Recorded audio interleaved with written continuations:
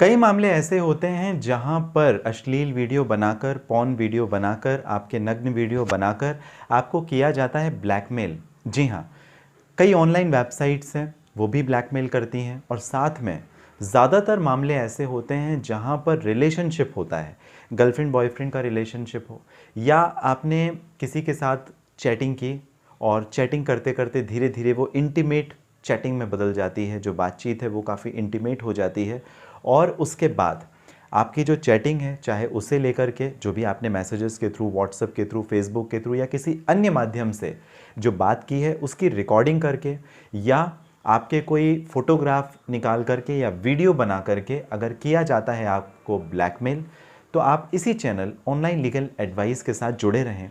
हम आपको पूरी जानकारी देंगे कि किस तरीके से आप अपना बचाव कर सकते हैं। फिलहाल इस पर्टिकुलर वीडियो में हम बात करेंगे डोमेस्टिक इंसिडेंट रिपोर्ट यानी DIR के बारे में, जो घरेलू हिंसा अधिनियम, जिसे हम लोग the protection of women from domestic violence act 2005 भी कहते हैं।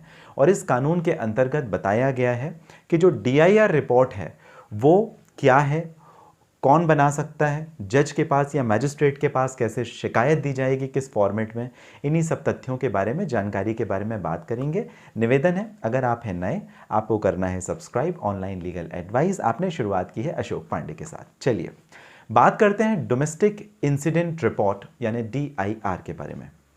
फुल फॉर्म मैंने आपको बता दिया। DIR it means domestic incident report. नाम से ही स्पष्ट होता है कि ये एक तरीके का ऐसा दस्तावेज है, एक तरीके का ऐसा डॉक्यूमेंट है जो किसी रिपोर्ट के बारे में बात करे। और ये रिपोर्ट जब कभी भी बात होती है और खासकर घरेलू हिंसा के मामलों में, तो मैंने इसके पहले एक वीडियो बनाया था कि ये दो अथॉरिटीज़ होती हैं जिनके पास पावर होता है, जिनको ये फॉर्मेट दिया जाता है। ये एप्लीकेशन एक तरीके से यदि समझें तो होती है जहाँ से आप कलेक्ट कर सकते हैं यदि आपके साथ हो रही घरेलू हिंसा। पहला होता है प्रोटेक्शन ऑफिसर, दूसरा होता है सर्विस प्रोवाइडर। प्रोटेक्शन ऑफिसर हर एक पर्टिकुलर जिले में राज्य सरकार नियुक्त करती है। क्यों? बच्चों की और महिलाओं की देखरेख के लिए।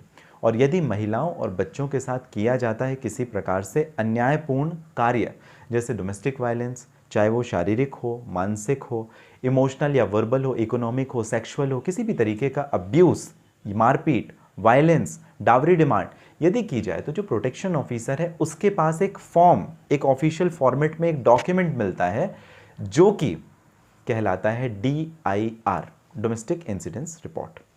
महिला को जाना है प्रोटेक्शन ऑफिसर के पास, अपनी पूरी की पूरी जो कहानी है, जो बात है, सच तरीके से प्रोटेक्शन ऑफिसर को बतानी चाहिए। प्रोटेक्शन ऑफिसर की ये रिस्पॉन्सिबिलिटी है, दायित्व है, कर्तव्य है कि वो डोमेस्टिक इंसिडेंट रिपोर्ट यानी DIR में पूरी डिटेल्स भरे। और भरने के बाद, और यही सर्विस प्रोवाइडर भी करता है, या कि प्रोटेक्शन ऑफिसर या कि service provider. Service provider registered NGO होते हैं जो कि महिलाओं के लिए, बच्चों के लिए कार्य करते हैं। और ये क्योंकि राज्य सरकार में रजिस्टर्ड होते हैं तो इनके पास में भी अथॉरिटी होती है और इनको ट्रेनिंग दी जाती है कि किस प्रकार से DIR रिपोर्ट को भरना है। एक तरीके से DIR पब्लिक डॉक्यूमेंट भी होता है, मतलब ये पब्लिकली अवेलेबल होता है and it's a government document, right.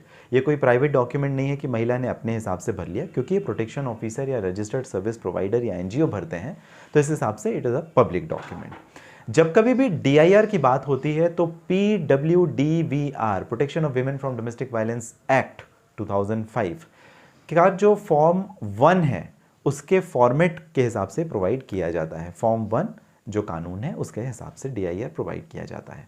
और अनबायस तरीके से, ऐसा नहीं कि कुछ काट छाट करके, कुछ मनगढ़ंत बातें लिख करके, ऐसा नहीं है। जो वास्तविकता है वो सारी की सारी वास्तविकता इस DIR में महिला को रजिस्टर करवानी चाहिए। विमेन जिसने सफ़र किया है, डोमेस्टिक वायलेंस में गई है, जिसने वो सारी चीज़ों को झेला है, अनबायस्ड मैनर में उसे ये शिकायत दर्ज करानी चाहिए। दूसरी बात ये है कि ये जो सर्विस प्रोवाइडर होते हैं या प्रोटेक्शन ऑफिसर होते हैं, इसके पहले के वीडियो में मैंने एलिब्रेट किया था, आप ज़रूर देखिएगा। तो जो प्रोटेक्शन ऑफिसर और सर्विस प्रोवाइडर होते हैं, ये मैजिस्ट्रेट मतलब कोर्ट, जज के सामने जब कंप्लेन एप्लीकेशन धारा 12 की, जो घरेलू हिंसा अधिनियम की धारा 12 है, जब शिकायत करते हैं तो उसी शिकायत में ये रिपोर्ट भी अटैच रहती है, इन्वॉल्व रहती है। तो इससे जज को डिसीजन देने में, ऑर्डर पास करने में और एक्शन लेने में काफ़ी आसानी हो जाती है। अब क्योंकि ये जो मैजिस्ट्रेट कोर्ट है, एक तरीके से इनके पास में अथॉरिटी होती कि घरेलू हिंसा के जो विवाद है उनका निपटारा करे। तो जब DIR रिपोर्ट उनके पास में आती है तो उसमें शुरू से लेकर के लास्ट तक सारे के सारे फैक्चुअल नॉन बायस्ड मैनर में इंसिडेंट्स लिखे हुए होते हैं। और इससे पुलिस को यदि डायरेक्शन देना है कोर्ट को, या किसी अन्य तरीके का ऑर्डर पास करना है, चाहे वो किसी भी धारा के अंतर्गत हो, प्रोटेक्शन ऑर्डर हो, मेंटेनेंस ऑर्डर हो, मॉनेटरी रिलीफ हो, फाइनेंशियल बेनिफिट्स देने हो, चाइल्ड कस्टडी का ऑर्डर हो, इंटरिम एक्स पार्टी ऑर्डर्स हो, कुछ भी हो, वो सारे के सारे ऑर्डर्स कोर्ट देने में काफ़ी आसानी हो जाती है। जो सर्विस प्रोवाइडर हैं वो भी इसे रजिस्टर कर सकते हैं, जो प्रोटेक्शन ऑफिसर है वो भी इसे रजिस्टर कर सकते हैं।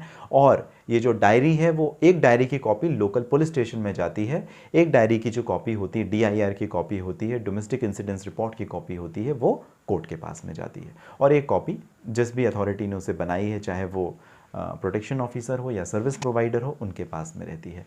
तो ये है DIR, जो कि एक तरीके से एनेक्स्ड होता है, सम्मिलित होता है, मिला हुआ होता है वो कंप्लेन एप्लीकेशन जो महिला ने कोर्ट के समक्ष फाइल की।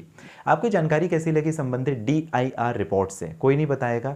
ये सारे कॉम्प्लिकेटेड मैटर्स होते हैं, गहराई पे जाना पड़ता है। कानून का जब ज़्यादा आप अध्ययन करो तब आपको समझ में आता है कि छोटी छोटी जो बारीकियों से संबंधित पॉइंट्स हैं वो क्या होते हैं, किस प्रकार से काम आते हैं, और इन्हीं छोटी छोटी बातों को लेकर के होता है कन्फ्यूजन। इस वजह से आसान सरल शब्द में किस तरीके से हम आपको कानून समझा सकें, यही हमारा काम है। जी हाँ, ऑनलाइन लीगल एडवाइस का। इसलिए आपको क्या करना है सब्सक्राइब। किसी परेशानी के लिए अगर आप बात करना चाहें तो आप बात भी कर सकते हैं। इस वीडियो के डिस्क्रिप्शन में लिंक है जहां से अपॉइंटमेंट बुक करके आप मुझे पर्सनली बात कर सकते हैं। आप सभी जो हमेशा कीमती महत्वपूर्ण समय आपका मुझे देते हैं, इसके लिए आप सभी का बहुत धन्यवाद।